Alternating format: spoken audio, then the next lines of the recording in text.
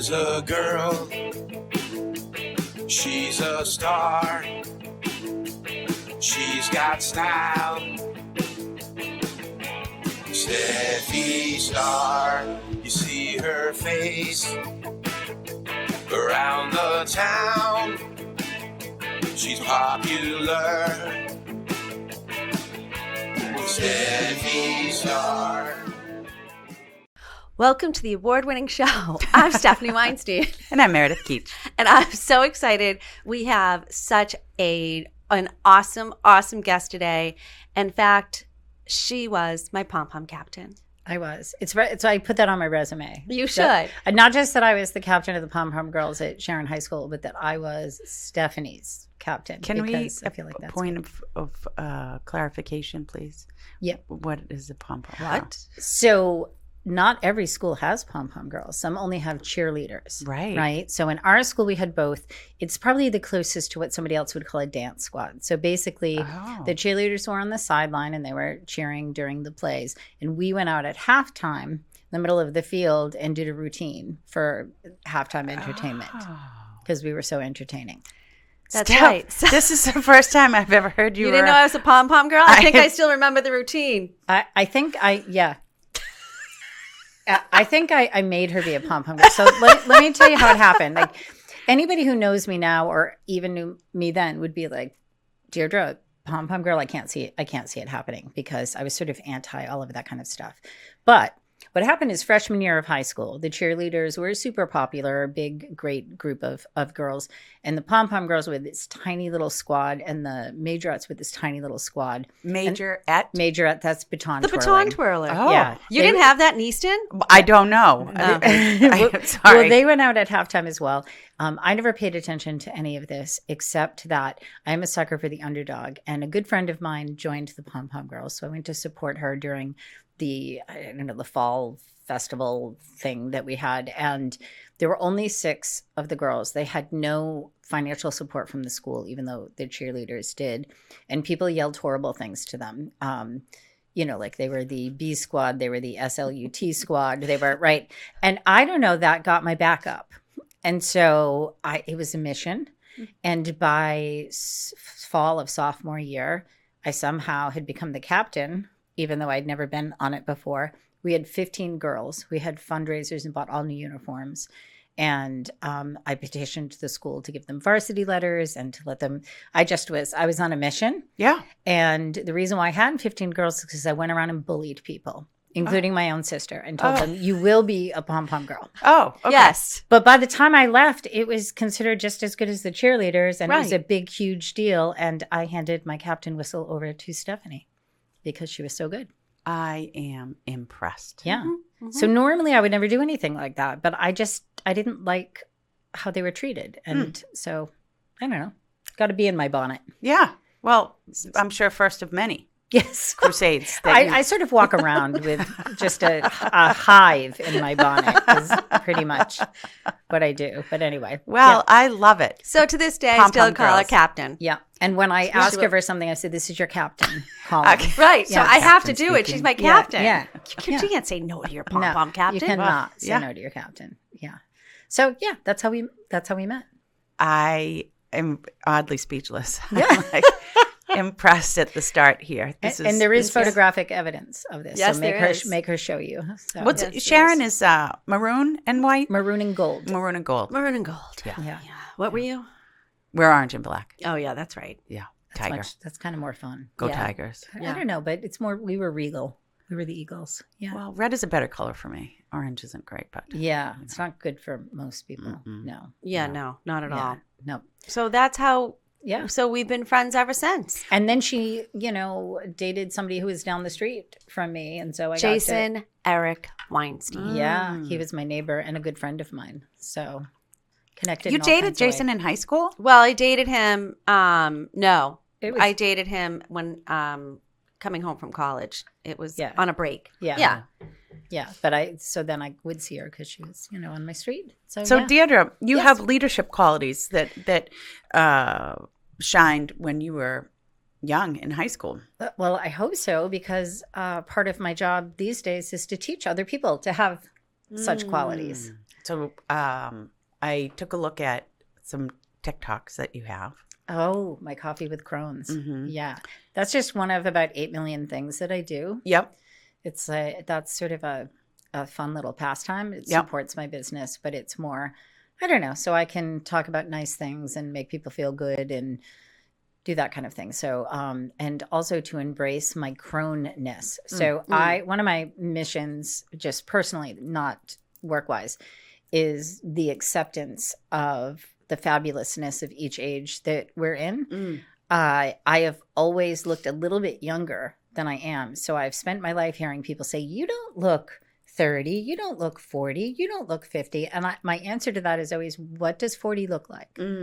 There's a universal 40. No, what I look like is me. And I never lie about my age because I feel like I've earned every minute. So in Druid and Gaelic culture, there's the mother, the maiden, and the crone. And the crone is the wise older woman, not the dried up old hag. And so that's why I do coffee with a crone, because coffee is my favorite thing in the entire world. And I'm embracing my crone-ness. So. Well, may I comment on your gorgeous skin? Yeah. Oh, well, thank you. That's my Portuguese genes. And the first thing that I noticed about you physically was your eyes. You have these gigantic, beautiful, captivating eyes. Well, thank you. Yeah. I might ask you on a date when this is over. You're just making me feel so good. Thanks.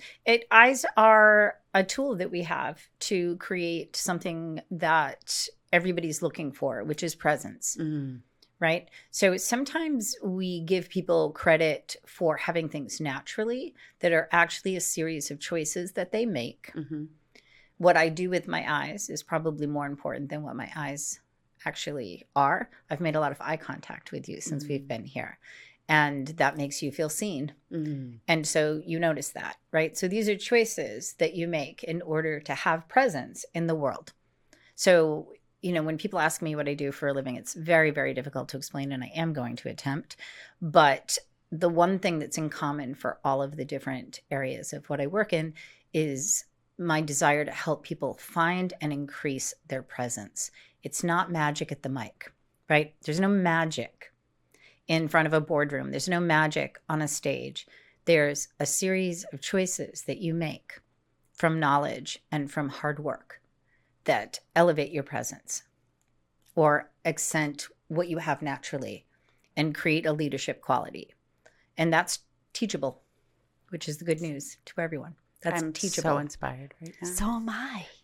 So do you want me to take a shot at kind of explaining? We want you to just Okay. keep talking. All right. Yeah. Because So I spent my life being sort of good at a lot of things and not necessarily a powerhouse in any one thing. And I could never decide what I wanted to do. And this is an example of the power of words. So I defined myself as a jack of all trades, master of none. And I was saying that to my mom once, who passed away this September, God rest her soul. But I said to her once, I just feel like I'm not great at anything. I'm this jack of all trades, a master of none. And she said, oh, my darling, you are a Renaissance woman. And I thought, oh, I'm taking that and I'm making that me. I don't have to be one particular thing. So what I've done is I've been inspired to have a meaningful journey through life. And that has created opportunities I didn't necessarily anticipate. I wasn't sure I would end up in that place, but there I ended up. So the Reader's Digest version of my little life walk is I started wanting to be an actor. And I became an actor. And during my 20s, I made my living being an actor. I was SAG-AFTRA. Most working actors are not anybody you've ever seen. You will have seen me in W.B. Mason commercials and CVS commercials. I did the lottery numbers on Channel 5 for a while. All kinds of crazy things. And then I had kids. And so I had my bachelor's degree in acting and communications. And side note, while I was in school, I became a speech competitor, a national speech competitor. And that was like my side gig, was to do, when I was upset that I didn't get the part I wanted, I'd go win first place in a speech competition and feel better about myself. So that was my side gig. So I had children And I went back to school and got my master's in theater education from Emerson. And I started teaching theater at Bridgewater State. And I was doing that part-time and acting part-time. And then I got divorced. And so I became a professor full-time. So I worked at Bridgewater as a professor for a total of 23 years. And I taught both theater and communications. And in the last part of my time there, I taught a class in sociology as well. So all my skills to work. And then my kids went and flew the nest and did their thing, which is fantastic. And I was like, I don't know if I want to do this anymore. So I met up with an old friend who I'd gone to school with, and she was running a coaching, like a studio. And in her studio, it was nothing I'd ever seen before, anything like this. She taught people how to be voiceover actors. She helped people be on-camera actors. She helped them create their marketing materials like reels and demos and things like that. And then she had this small area of corporate training she did, where she would bring acting skills into the corporate world. I became her lead coach, and I was the person now doing all of those things for her. COVID came. As you know, sometimes you have a difference of opinion about how to handle certain things. And so we went our separate ways, and I started my own company. And that company is called Face to Face Pro. And the idea behind the title of that was I was not going to do as much acting training because I didn't want to take away from, I didn't want to steal clients. That felt unethical to me. And ethics are really important to me. So I was like, I'll concentrate on the corporate stuff. And I started doing that. And all of my actors, one by one, quit the other studio and said, well, now we don't have a coach. Please, can you coach me? And so all of a sudden, the acting part of my business was big. So the title doesn't necessarily reflect the acting as much, but the title was based on the idea that we don't do face-to-face communication anymore. And so people don't know how to do it when they have to. And that I would be training people how to do that. So as it's ended up and as it's evolved, I now have this company that has an umbrella over it where everything ties into communications and presence, building presence. So I teach actors how to stand out more than any other actor in their materials, in their auditions, and in their face-to-face interactions, because only 25% of being a successful actor is how well you act. The rest of it is how well you run your business. So I take the corporate side of me, the really sort of mechanical doing things efficiently, the skills that worked really well for me in the corporate world, and I teach them in this wildly creative world. And then I go into the corporate world and I teach them how to create presence in the same way that actors create presence, and how to pull it from within and make it authentic and genuine and stand apart from everybody, how to walk into the room differently. So I bring a level of creativeness that isn't always found in the corporate world to the corporate world. So this sort of line I straddled all my life suddenly became my selling point. Right? I can bring this to this world and that to that world, but it all comes down to creating the presence that makes you successful in what you want to do, whether that's teaching you to have a really difficult conversation and, how to phrase that, or how to make your sales team more effective, how to make your client relations team more effective. I work with a lot of women one-on-one who have trouble letting their voice out and be heard in an effective way. In fact, I work with anybody who's in an area where they're outnumbered, whether that be because of gender or race or politics or age. And I teach them how to navigate that world. So I can do it for a whole big group. I can do it for an individual. I'm a life coach for many of these people. And I can also do everything in the acting world. So I also, as a side gig, because I have so much spare time, I was asked by a contact in the theater world. She runs a management company called WSM Management. And she asked me if I'd be interested in managing a roster of talent. So that's where you're making sure that they're getting work. It's different than coaching. And so I do have a roster of actors I manage as well. As Stephanie would do.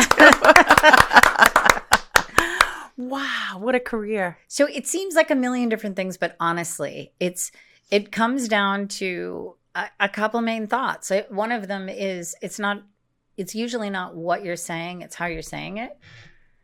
That's true on both sides. So, for example, if you were an actor and people sometimes think when they're beginning actors that the lines are the acting, right? But if you think about it, how you say the line and what you're thinking when you say the line is what makes the acting. So it could say, I love you there, right? But am I going to say, I love you? Or am I going to say, I love you, right? Or I love you, right? Those are all very different meanings. So it's not what you're saying, it's how you're saying it. Similar in the corporate world, people wonder why they have the same knowledge as the person in the desk next to them. They're saying in their head the same thing, and they're not getting anywhere. And it's usually how they're saying it. So my example for that is always, let's say Stephanie and I got in a big fight, which would never happen, of course, because I'm her captain. But yes. But let's say we got in a big fight, right? And I wanted to fix this, right? I wanted to fix the fight. And I wanted to make sure that she understood that what she did to me hurt me, but I want to keep her as a friend. I can go to her and say, Stephanie, you hurt me so much. This was a really mean thing to do. Do you know what it felt like when you did that? Or I can go, Stephanie, I don't think you have any idea how important your friendship is to me. And I don't know what I would do if we weren't friends anymore. So I'm going to do everything I can to fight for this friendship. But I have to be honest. If I don't tell you how this made me feel, it's going to stay inside of me and it's going to come out some other time. So I need to tell you that this felt unacceptable to me. I'm saying the same thing. She's much more likely to stay in the friendship if I say the second one. Well, okay, so the brilliant piece of what you've done is, first, you've taken a collection of your lifetime experiences, but to have the ability to be introspective and dissect those experiences in a way that you can then teach them is brilliant. Brilliant. Mostly with what Stephanie and I do is we model behavior for our team, for example, because we're going at 90 miles an hour at all times. And to be able to do what you've done is invaluable for those people that you teach. Yeah, and everybody has room for that. I think people don't realize how much is a choice. So when I first go to a corporation and I say, let me bring acting skills to business for you, which is sort of one of our base workshops. And we get in there and we're talking to people about making choices. And they think that I mean be disingenuous, fake something. And I'm like, no. What I'm saying is carefully choose the vocal and physical cues that are going to express what you actually want to communicate. And I do this little exercise. I do it in public speaking class in college, but I do it at the highest levels of corporations. I'll say, I'm going to walk into a room and start a presentation. I'm going to do it 2 ways. You tell me which way is the best way. And of course, one way is horrendous. And the second way, they go, oh, yeah, definitely that. And I go, okay, why? And their answer will inevitably be, you were more confident. You looked more sure of yourself. I believed you knew what you were talking about. I'm like, okay, but those are all ethereal thoughts. What did you really see? Because I did them right in a row and I'm the teacher. So I wasn't more confident the second time than the first time. I was the same person. So see if you can tag all of the things. And basically what it comes down to is I closed the door behind me instead of turning to close it. I elongated my steps. I kept my chin up. I made eye contact. I smiled. Most importantly, I stopped in place and surveyed the room before I spoke. And then I spoke. Those are a series of choices I made that anybody can make. So when someone says you need to teach me to not be afraid of public speaking, I go, no promises. You might be afraid forever. In fact, some of the best public speakers you see are probably terrified. Some aren't. Some are. What I can do is teach you how to not look terrified. What I can teach you is how to be an effective communicator. right? And there's so many parts to effective communication. We take it for granted. We think everybody has the same meaning for every word we have. We don't take into consideration that every word has a denotative and a connotative meaning. The denotative meaning is the dictionary meaning, and the connotative meaning is what it means to you, right? So when we say I'm hungry, that means something really different to us than somebody in a third world country, right? When you say hospital, it's amazing the amount of different reactions to that. It all depends on whether everybody you know that went to a hospital never left, or if somebody got cured and had a great experience there, if your only experience with hospitals are babies being born. All of these things change how you feel about that word. And so when we're communicating and we just think everybody has the same meaning, right? I just worked with brand new corporate clients yesterday. I had a team that was on a meeting with me, and they were talking about how to go forward with this problem they're having within a group, like a brainstorming group that they're part of. And they said, there's a lot of gossip. I was like, okay, how do you define gossip? And it turns out that they had very different ideas of what gossip was. And it wasn't what I think of when you say gossip. So if I tried to help them based on my definition of gossip, I would have been spinning my wheels, right? It's the difference between saying, I'm right around the corner. I'll be home soon. I'm running a little late, and I am 10 minutes behind. I'm at the CVS. I'll be there in 5 minutes, right? Concrete language versus vague language. So again, it's something you can learn. Something you can learn. So if you find yourself being misunderstood all of the time, that might be it. So I get to teach that to them. There's a whole thing called the abstraction ladder that explains how you can get more and more concrete because people have different definitions of different words. So it might not mean the same thing, right? Anybody been in a couple where you've said, I would like you to be more romantic, right? And they go, okay. And 5 months later, you're like, you haven't been romantic at all. And they're like, what? I took the trash out. I shoveled the driveway. I bought you a pizza. And your idea of romantic is spending time with you, talking at night, having a glass of wine, bringing flowers. If your definitions are different, right, then the conversation should be, I really wish that you'd sit with me more at night and share a glass of wine with me, maybe bring me flowers once in a while. That would make me feel seen. And then they have a chance at succeeding, right? So you can see it's in your personal life, it's in your corporate life, it's in your acting life, it's all of these things. So I teach all of these things. Well, I think for our business, wow. Yeah, there's so much. My captain is something else. She is amazing. She is brilliant. But that deciphering the communication piece is something in our business you have to become adept at very quickly. Yeah, you do something called thin slicing, reading your audience. So you have to look at them and make a whole bunch of determinations. And what you don't realize is that you're making those based on perception frames that are already installed in your brain. Right. So this kind of outfit means this, not 100%, but means this. And this kind of facial expression means this. And yes. Yeah. Yeah. And it's not taught. No. To us. So it's something that's learned organically over time. And now the generations that are have been born with computers and tablets and phones, they have lost the ability to learn that just from absorbing. I bet. So one of the things I say as a professor, the professor hat, is that we have to adapt education to that. And we're always a little bit behind. So they've just started maybe 5 years ago adding critical thinking into curriculum.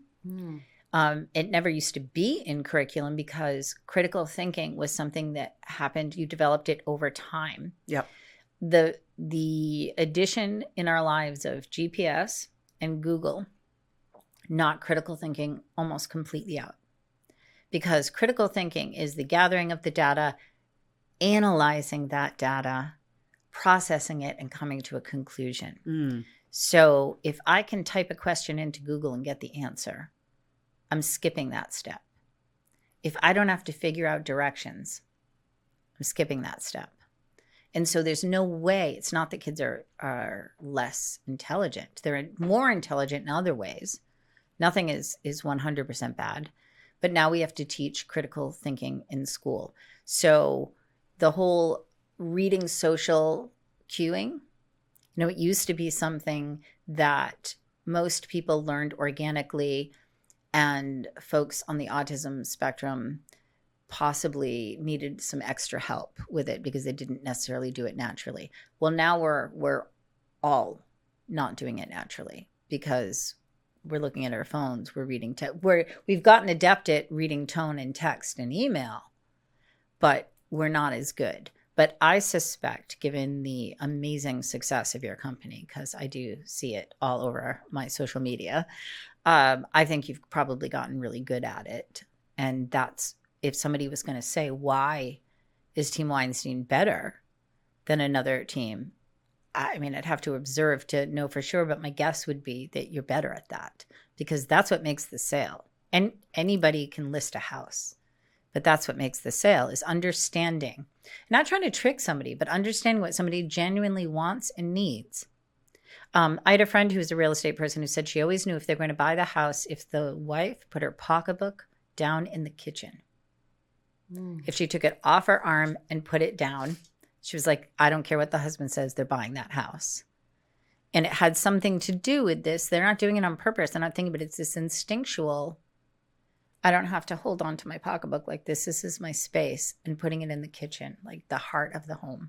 I'm home. Yes, I'm home. And that, not that everybody who bought did that, but everybody who did that bought. Well, I think agents who have been in the business for some time, it's by necessity. We're not paid hourly. We don't get a salary. And if you can't figure this out right out of the gate, you're going to be spinning your wheels. You might be with someone who never plans to buy, and they just enjoy being in your car and going out and looking at homes. Yeah, it's fun. It's fun. You got to spot this. And that's no different than the acting world. Right. So, there are actors that they're spinning their wheels, not doing any of the stuff that they need to do. And I don't want to represent them because they're never going to make it to the next step because they aren't actually doing it. You have to be able to read that. Yeah. And I could never sell someone a house. I know that sounds counterintuitive. No, of course not. But I can't. That's not what the sale is. The sale is so many other facets. It might be the emotional difficulty you're having getting out of your house and selling you on the idea of what is next, what's coming down the pipeline for you that is so much better, right? That's your sale. Stephanie is so good at that. And also, I think, Stephanie, you're really adept at just letting people be who they are and letting them tell you what they need to tell you, just letting it go and letting it flow, where I'm more rigid in the things that I tend to do. And I've learned so much of that from you, to just hear it, just let it go. Well, what you just said, though, there are folks who are going to feel more comfortable buying with you, and there are folks who are going to feel more comfortable buying with Stephanie. I mean, and that's the great thing about your team having multiple people. It's not everybody is right for everybody. Right. But it really is, I would assume, with house buying, really understanding what is going to make that person feel good about being in that place. And it's not the same for everybody. So, and this is a major communication snafu that people make all of the time. I'm constantly in my training telling people, you are looking through only your lens. Your way is not the best way necessarily. It's a great way for you. Meaning, I might think that everybody who buys a house should have a fireplace. And I'm not going to lie, I really do think that. I won't buy a house that doesn't have a fireplace. There's something about it. It's a very connecting thing to me. And when the world seems awful and I'm struggling, doing my work in front of a fireplace is one of my techniques, right? So I would never buy a place without a fireplace. But if I was a real estate person and I was showing somebody a house and I was like, but there's no fireplace, I don't think you should consider this. They're like, I hate fireplaces. They're messy and I don't want to gas one because I'm afraid it's going to blow up. Right? I can't push them to buy something with a fire. That would be ridiculous. So that's looking through my lens, right? it seems like, well, who would do that? But we do that all the time. Everybody knows somebody who threw a surprise party for someone who hates surprises. Right?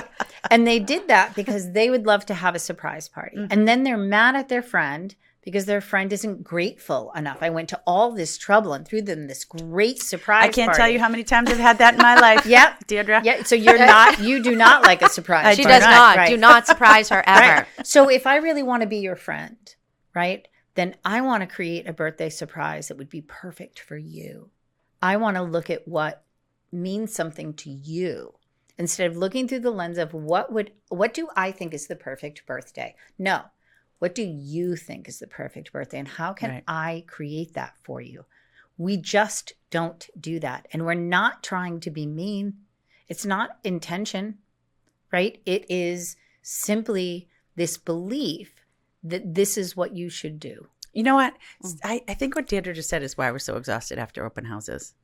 Because we're doing exactly that in trying to analyze every part and piece of what you're saying, what your body language is telling, so we can figure out what you're looking for. Is this right? All of the checks and balances, or what do I have coming down the pipeline that would be better for you? Yeah. Right? Don't you think? And I guarantee you gain somebody's trust when you're sitting in an open house for a, $1 million house. And you realize through talking to them, this is not the right house for them. And you've got a house that's really going to fit their needs. And it's $700,000. And when you say to them, or $1.3 million.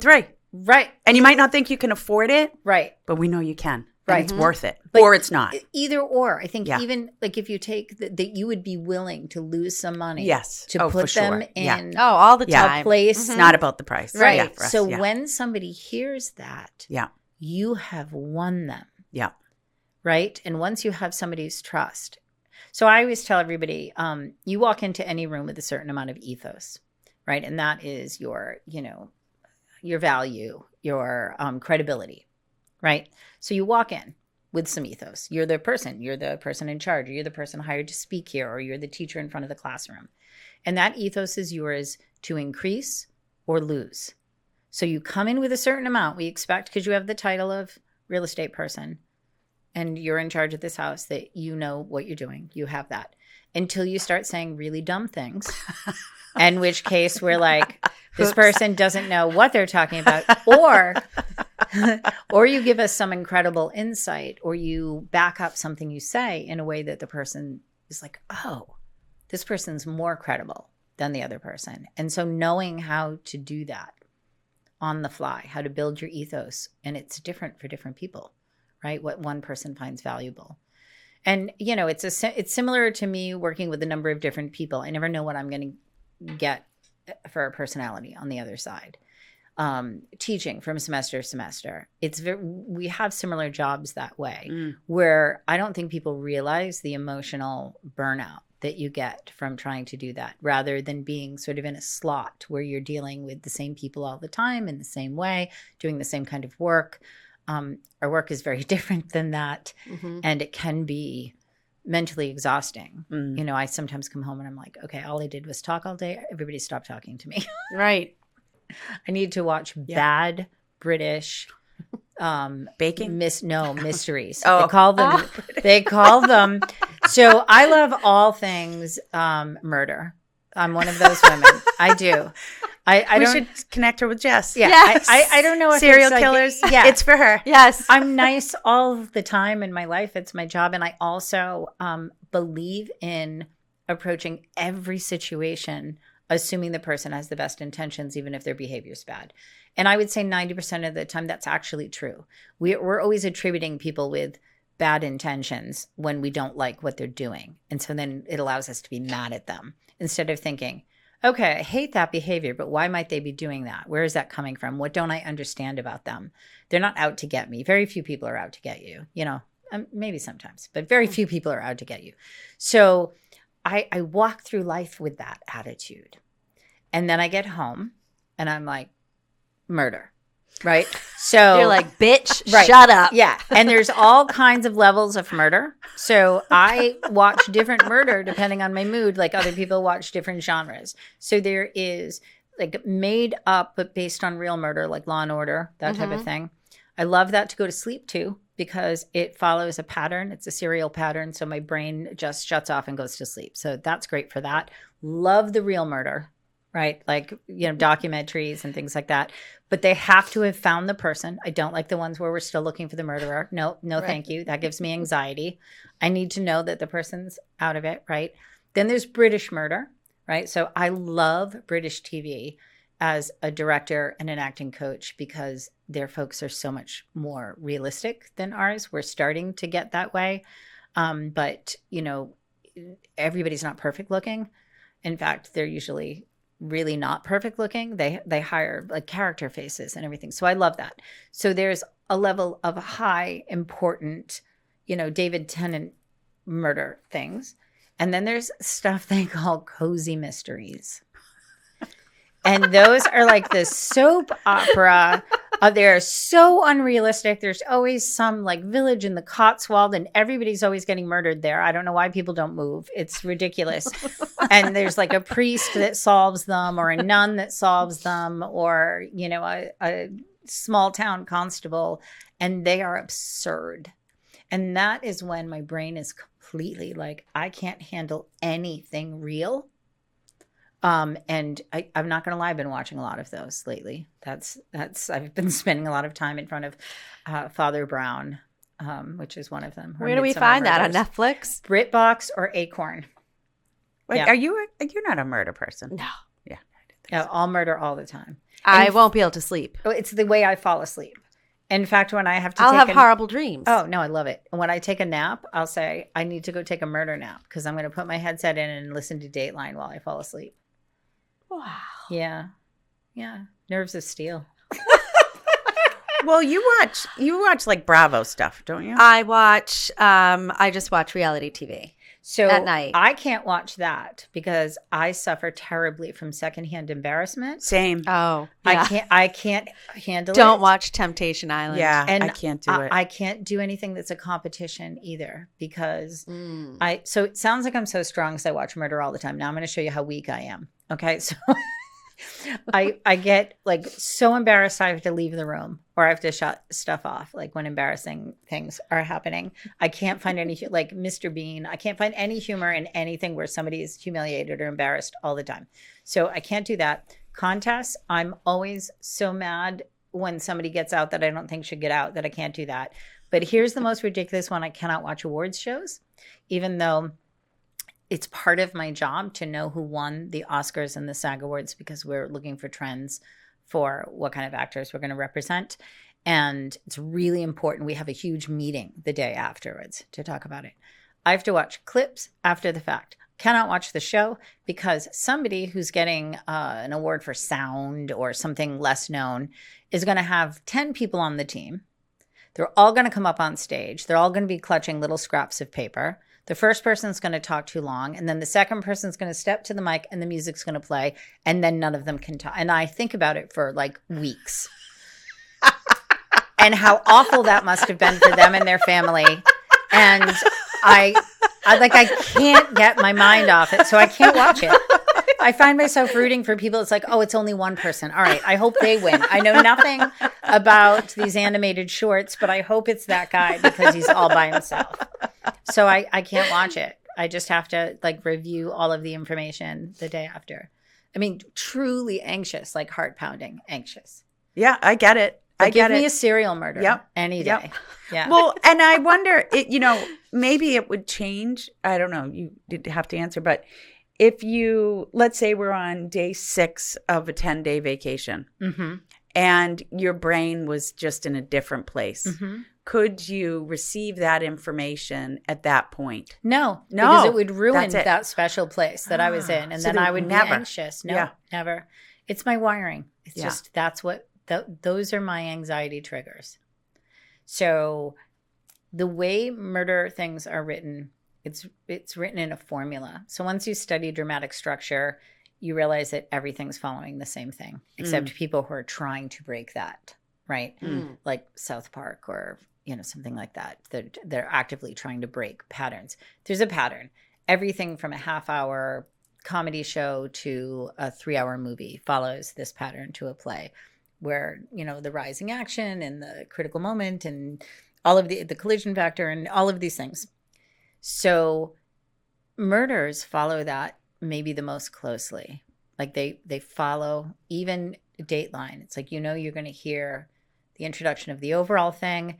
Then you're going to hear the story that makes the person who's supposedly bad seem really bad. Then you're going to hear the bad person's side of the story. And then you're going to hear the outcome. Every single show follows that pattern. The story might be different, but the pattern's the same. So your brain has this piece in it that I call it twirls, right?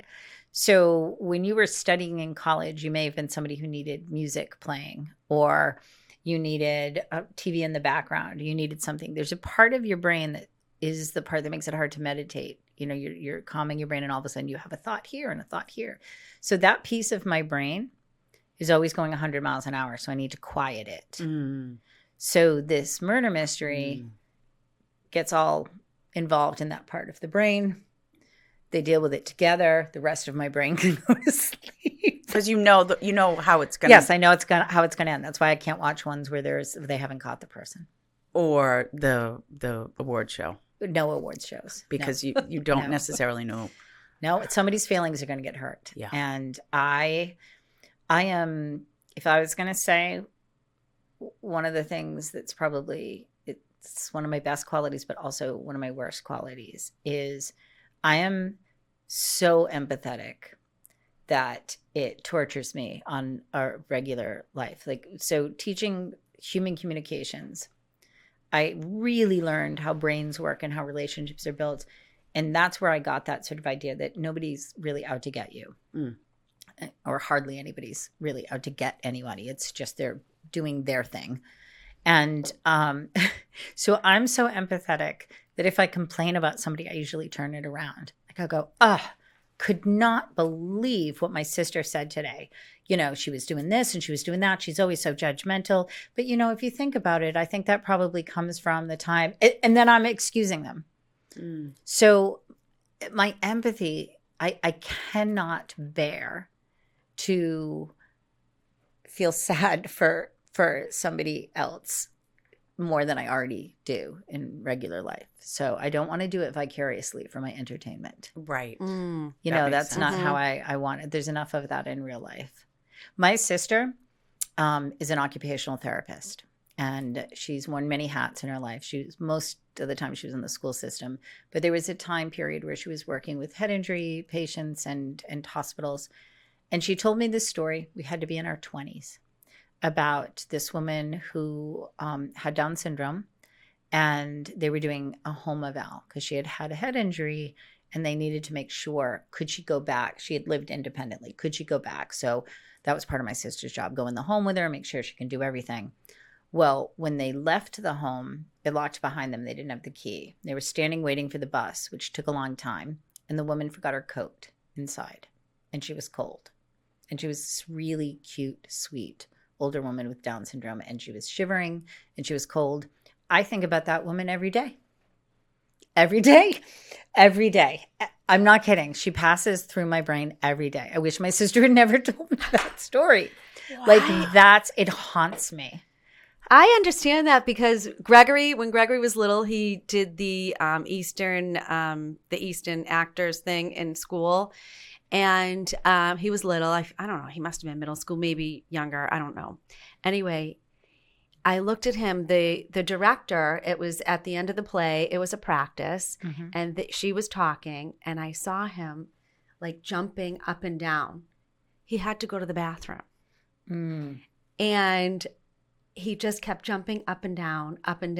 And that has kept me up at night. Yeah. And as soon as she was done talking, he ran as fast as he could to the bathroom, to go to the bathroom. I'm sure he's really happy you're telling this story. But, but it's like something that I think about. I feel so badly that he went through that. Yeah. And that's something that I think about all the time. We joke about it. I'll say, my niece is disabled. wonderful, amazing woman, but disabled and requires a lot of care. And I help with that care some of the time. So when I'm over there with Erin and I'm holding her hand on the couch, I'll just look at Maureen and I'll go, thinking about that lady with the coat. Oh. You can't take it. I can't take it. You cannot take Yeah. it. Well, you know, and Alexa, I mean, she was hysterically bawling during Elf, the movie. Okay. And she still brings it up. She feels terrible for Elf and she cannot watch the movie. I can see that. Like, because all of these bad things are happening, Yes. right? Yeah. And there was another time I think I had an open house and I don't think anyone came and I had bought snacks. Mm-hmm. She was distraught.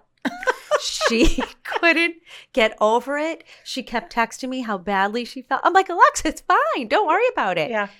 But she has. Yeah. Empathy to a fault. Yeah. You know. Well, but that also helps you with what you do. It does. It's what makes me good at what I do. Right. You know, Right. I always say I'm really good at what I do. There's a bunch of things I do that I'm terrible at, Yeah. like in life. Don't Yeah. ask me to do math. Yeah. If you're playing cribbage with me, you have to help me count my cards or I'm not playing with Mm. you. That's the way it is.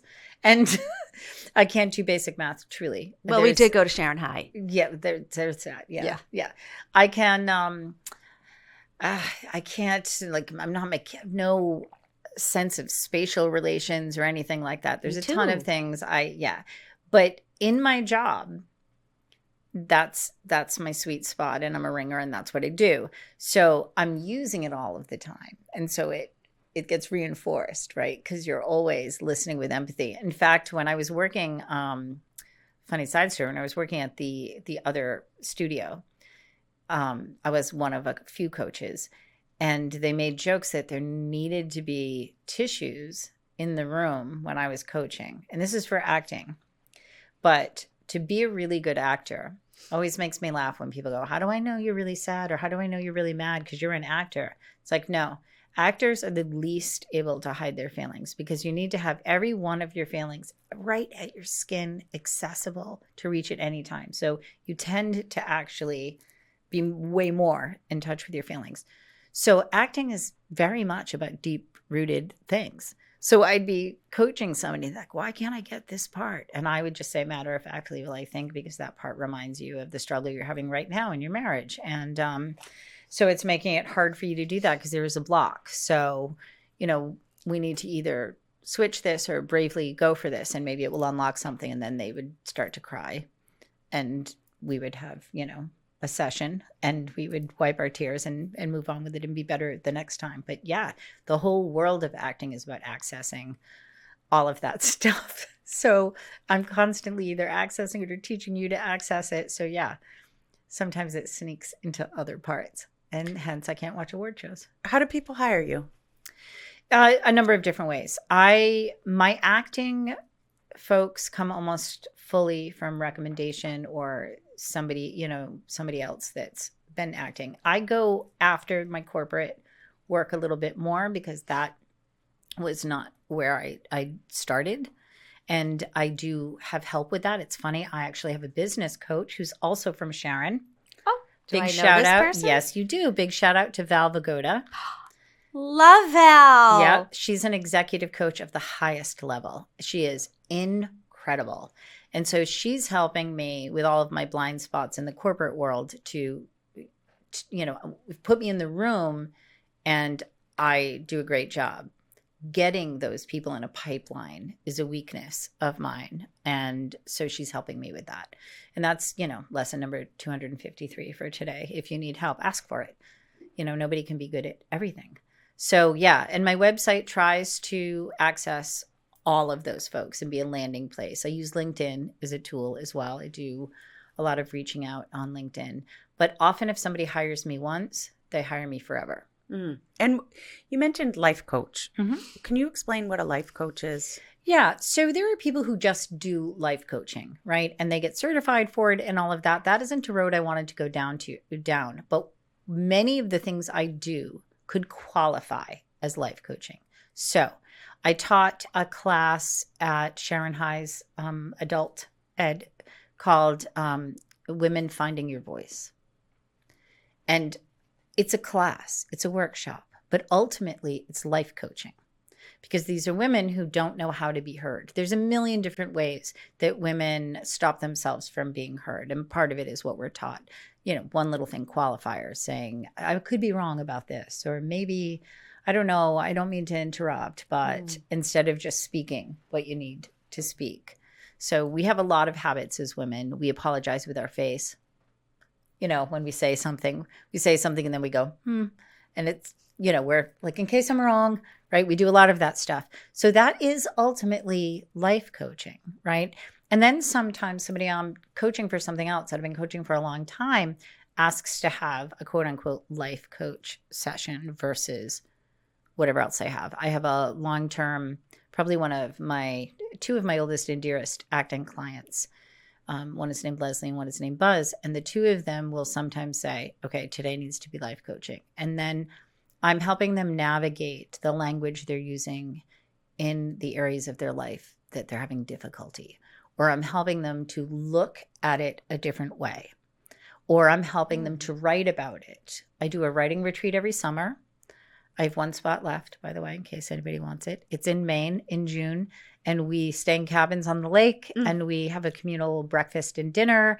And we do writing exercises during the day, and there's free time to kayak and do all of that. And that ultimately becomes one giant life coaching session, because writing is a way into learning about yourself. How is it different than therapy? I have had people say, I don't understand why you're not a therapist. And my answer to that is always, if I was a therapist, I'd have to be therapeutic to anybody who walked through the door. And I really only want to be this part of my person for people I care about. So I do think that there's crossover in therapy. I think that these sessions are therapeutic to somebody, but I am not positioning myself as somebody who has a psychology degree. I do, however, have expertise in human communications, and that becomes the basis of how you live your life. So if I'm helping you with your communications, and that means I don't ever use the word nonverbal communication. I use physical cueing and vocal cueing. We have so many different things that mean something subconsciously to the people that we're speaking to, that examining your use of cueing or your lack of reading of other people's cueing becomes life coaching. Yep. And so I always deal with it from what I think they could have said differently, or how. One of my favorite sayings is, choose the truth that serves you, because it can change how the rest of your life is. And what I mean by that is not make up a lie. I mean, there's more than one truth of every single thing that happens to you, and you can choose which one you live in. So for example, my first marriage was an unpleasant one where lots of bad things happened. And it left me in kind of a mess afterwards. And, it was messy and it was ugly. And so I could be bitter the rest of my life and say, I'm allowed to be, because I went through this terrible thing. And everybody would look at it and go, you're right, that's terrible. I would probably feel the same way. And then I'm living in that truth. Or equally true, this is equally true, I probably wouldn't have my own business now, because I had to be honest, moral, and kind for two people, because I was the only one doing that in that household. And I really wanted to make sure that my kids, I had this whole thing about honesty with my kids where I truly never lied to them. I made them a promise I would. And even the lies that I think parents maybe should tell, I couldn't tell because I'd made them a promise. And so it wasn't always easy, but I'd made them this promise. So those skills, I really think I am a much kinder, more honest, and much more moral person than I ever would have been if I had ended up in a different marriage. So that then in turn made me a much better teacher, a much better friend, a much better parent, and gave me, all of the tools I needed to become what I've become today. So that's the truth I choose to live in. I wouldn't go back and do it any other way, because maybe I'd be a spoiled princess wife. I don't know. Who knows? But what I do know is I like the person who came out on the other end of that. And I like how much I understand what I'm capable of. Well, that goes back to what you said in the beginning of your truth. Yeah, that's pretty powerful. Yeah. I celebrated changing my toilet seats when I moved into this. I lived in one of those, McMansions on a cul-de-sac, which I never thought I totally belonged in. I used to say I was the alien on the planet cul-de-sac. So I lived in there, and I moved from there to a rental house on a corner with a big sign in the front and a business in the back. And it was kind of a shabby raised ranch. It needed painting. It was definitely a giant step down, right? It absolutely could have been worse. It could have been homeless, but it was no changing. It was a giant step down. I had 2 kids. And I just was like, okay, all right, so I'm here. What does this mean?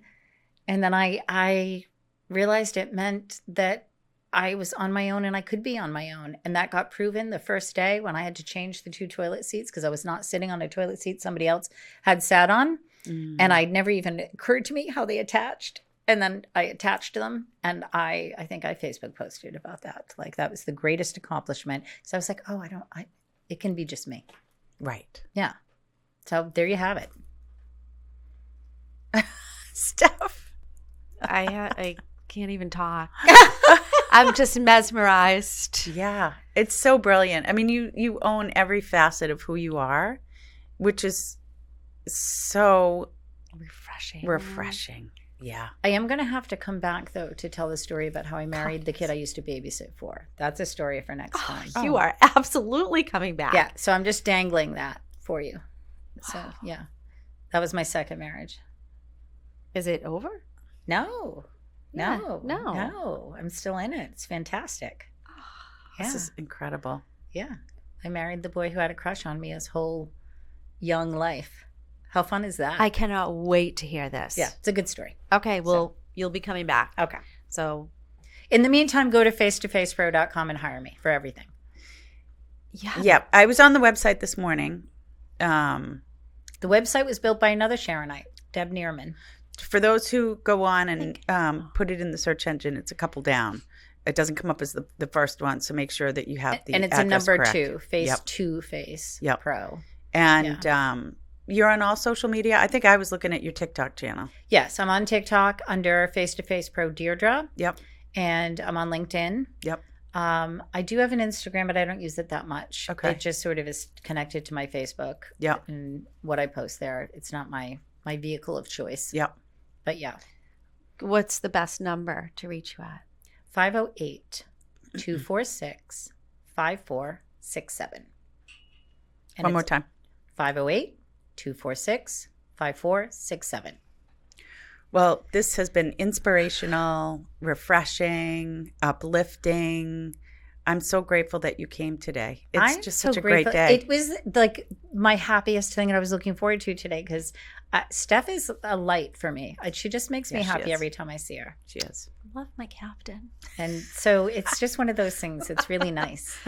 Nice way to spend the afternoon. This was so great. I couldn't have asked for a better afternoon. Yay. Well, thank you for joining us. Thank you for having me. Thank you. It's magnificent. All right, guys. That's a wrap. That's a wrap.